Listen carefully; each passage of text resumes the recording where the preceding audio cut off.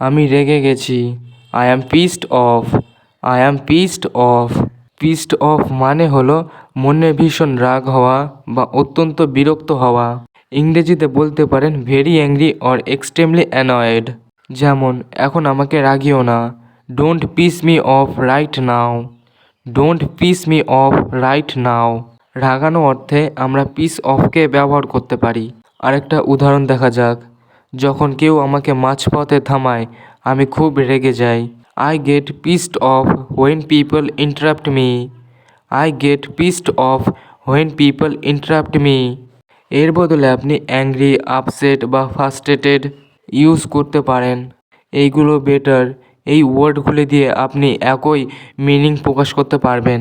ইংরেজি বলতে গেলে আপনাকে নিয়মিত প্র্যাকটিস করতে হবে। প্রতিদিন নতুন কিছু শিখতে হবে, তবে আপনি ইংলিশ ফ্লুয়েন্টলি বলতে পারবেন। আজকে যা যা শিখবেন সেগুলি ভালো করে প্র্যাকটিস করলে আপনি দ্রুত ইংরেজি বলতে শিখবেন। চলুন পরের বাক্যটি দেখা যাক। এটা নিয়ে ভেবে দেখা দরকার। It needs to be considered. It needs to be considered.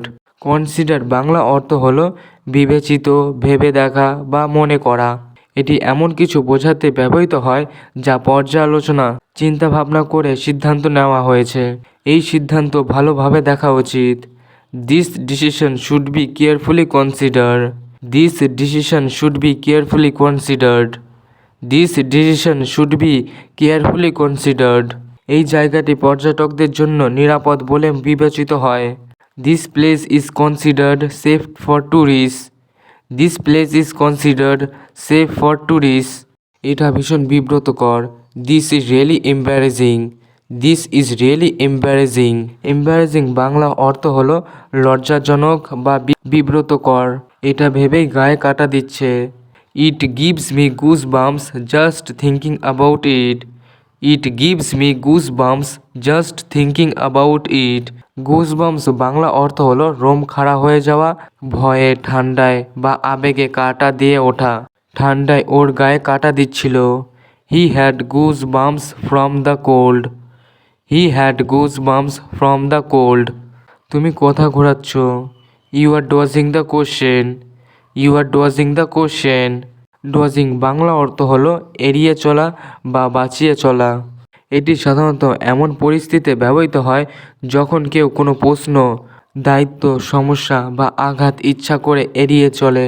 যেমন আমরা বলতে পারি খেলোয়াড়টি বলটি এড়িয়ে চলছিল। The player was dodging the ball. The player was dodging the ball. এটা মন ছুঁয়ে যায়। It touches the heart. It touches the heart. আমি সময় মতো ফাইল জমা দিয়েছি। I submitted the file on time. I submitted the file on time. আমি সেটা আগে থেকেই জানতাম। I knew it already. I knew it already. বা বলতে পারেন I already knew that. I already knew that. আমি স্বস্তি বোধ করছি। I feel relieved. I feel relieved. এই প্রজেক্টটা খুব challenging. This project is very challenging. This project is very challenging. বা বলতে পারেন this project is quite challenging. This project is quite challenging. এখানে ভেরির পরিবর্তে আমরা কোয়াইটকে ব্যবহার করতে পারি। এটা অনেক কিছু বলে দেয়। ইট সেজ এ লট। ইট সেজ এ লট। এটা অনেক চিন্তার বিষয়। That's something to think about. That's something to think about. বা বলতে পারেন this is A matter of great concern. This is A matter of great concern. এটা আমার চিন্তার সঙ্গে মেলে না। It doesn't match my thinking. It doesn't match my thinking. বা বলতে পারেন this doesn't match my thoughts. This doesn't match my thoughts. এটা আমার দায়িত্ব নয়। It's not my responsibility. It's not my responsibility. এটা আমার দৈনন্দিন অভ্যাস। This is my daily habit. This is my daily habit. আমার মন ভেঙে দিয়েছে। It broke my heart. It broke my heart. এটা একেবারে অপ্রত্যাশিত ছিল। That was completely unexpected. That was completely unexpected. বা বলতে পারেন it was totally unexpected. It was totally unexpected. এখানে কমপ্লিটলি পরিবর্তে আমরা টোটালিকে ব্যবহার করতে পারি। এটা খুব গুরুত্বপূর্ণ কাজ। This is a very important task. This is a very important task. এটা খুব দুঃখজনক। That's really unfortunate. That's really unfortunate. বা বলতে পারেন it's so sad. It's so sad. এটা ঠিক মনে হচ্ছে না। It doesn't feel right. It doesn't feel right. এটা শুধু সময়ের ব্যাপার। It's just a matter of time. It's just a matter of time. বা বলতে পারেন it is only A matter of time. It is only A matter of time. এখানে আমরা জাস্টের পরিবর্তে আমরা অনলিকেও ব্যবহার করতে পারি। এটা শুনে আমার খারাপ লাগলো। I felt bad hearing that. I fell bad hearing that. এটা সময়ের অপচয়। It's a waste of time. It's a waste of time. ঘুমাতে খুব দেরি হয়ে গেছে।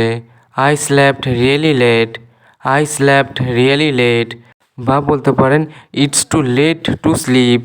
It's too late to sleep. তুমি আসল কথা বলো। Get to the point. Get to the point. তুমি এটা আরও ভালোভাবে করতে পারো। You can do it better. You can do it better. তুমি কখনো বদলাবে না। You will never change. You will never change. তুমি কি আমাকে একটু সাহায্য করবে? Can you help me a bit? Can you help me a bit? তুমি কি এটা যাচাই করে দেখেছো? Have you checked this? Have you checked this? বা বলতে পারেন did you check it? Did you check it? তুমি কি কাজটা শেষ করেছো? Have you finished the task? Have you finished the task? তুমি কি বাজারে যাচ্ছ? Are you going to the market?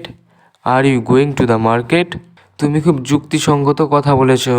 You are making a valid point. You are making a valid point. তুমি চাইলে সব কিছু সম্ভব। Anything is possible if you try. Anything is possible if you try. তুমি যদি ভালোভাবে বোঝো ব্যাপারটা পরিষ্কার। If you understand well it's clear.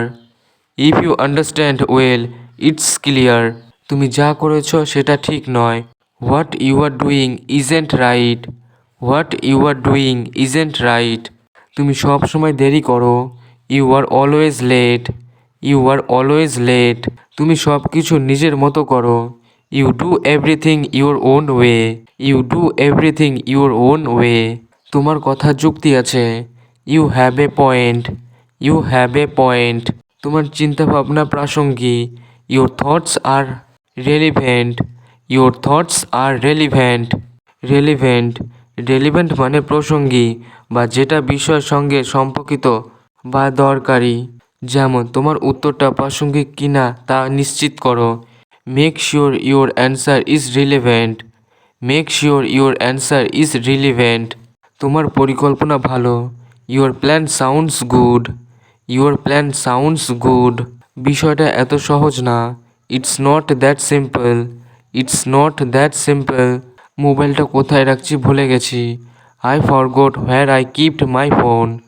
I forgot where I kept my phone. সব কিছু আগের মতো থাকবে না। Things won't stay the same. Things won't stay the same. সব কিছুর দুটো দিক থাকে। Everything has two sides. Everything has two sides. আশা করি সেন্টেন্সেসগুলো আপনাদের ডেলি ইংলিশ কনভারসেশনে অনেক হেল্প করবে। যদি ভিডিওটা ইনফরমেটিভ এবং ইউজফুল মনে হয় তাহলে অবশ্যই লাইক বা কমেন্ট করুন। আর চ্যানেলে নতুন হয়ে থাকলে চ্যানেলটি সাবস্ক্রাইব করে পাশে থাকা বেল আইকনটি অল নোটিফিকেশনে ক্লিক করে আমাদের সাথেই থাকুন। ভালো থাকুন আর আমার সাথে ইংরেজি শিখতে থাকুন।